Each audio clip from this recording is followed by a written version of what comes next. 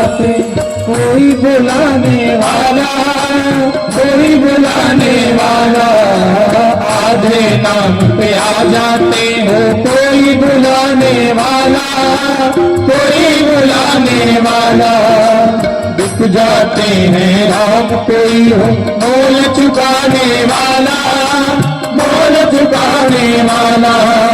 बिक जाते हैं राम कोई हो, मोल चुकाने वाला, मोल चुकाने वाला। कोई सबरी जैसे हो, कोई सबरी झूठे बेर खिला के देख ले, आ जाते हैं राम कोई बुला के देख ले, आ जाते हैं राम कोई बुला के देख ले।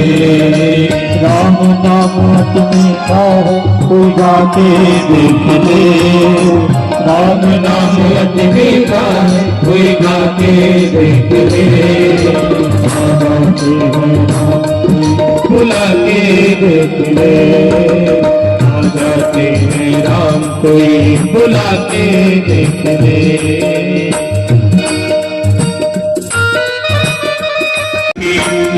स्वर जारी सिंधु सती जग जननी भवानी, दूजे ऋषि स्वर जारी। राम कथा मुनि भरत बखानी, सुनी महेश परम सुख मानी। ऋषि पूछी हरि भगति सुहाई, कहे शंभु अधिकारी पाई। भरद्वाज जी कहते हैं, एक बार भूत भावन भगवान शंकर के मन में इच्छा हुई राम कथा सुनने के लिए। देखिए, एक बार त्रेता युग माही शंभु गए कुंभज ऋषि पाए। कैलाश पर्वत छोड़ करके भगवान शंकर इतने ऊंचाई पर कहाँ रहते हैं? कैलाश पर्वत पर। लेकिन जब भगवान शंकर के मन में इच्छा हुई कि हमें राम कथा सुननी है, तो ऐसे भूत भावन भगवान भोलेनाथ पराम्बा भगवती सती जी के संग कुंभज ऋषि के आश्रम में आए। कितनी महान है यह राम कथा। भगवान शंकर के मन में इच्छा हुई कि हमें राम कथा सुननी है, तो कैलाश पर्वत छोड़ करके आज पराम्बा भगवती सती के संग में भगवान भोलेनाथ राम कथा सुनने के लिए कुंभज ऋषि के आश्रम में आए। राम कथा की कितनी महिमा है।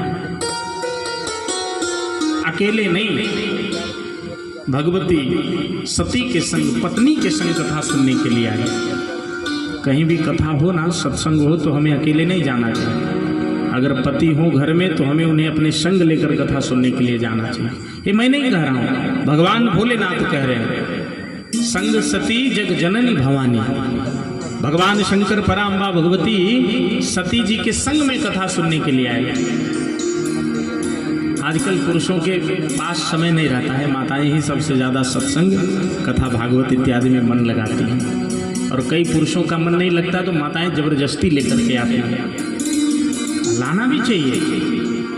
कहीं भी सत्संग हो, कहीं भी धर्म का कार्य हो, तो हमें वहाँ अपने पति को संग लेकर के जाना चाहिए। और कई पतियों के भी देखिए स्वभाव होते हैं, हर तीर्थ में अपने अकेले जाएंगे, पत्नी को कहीं संग नहीं ले जाएंगे। बहुत से पुरुषों का ऐसा स्वभाव होता है।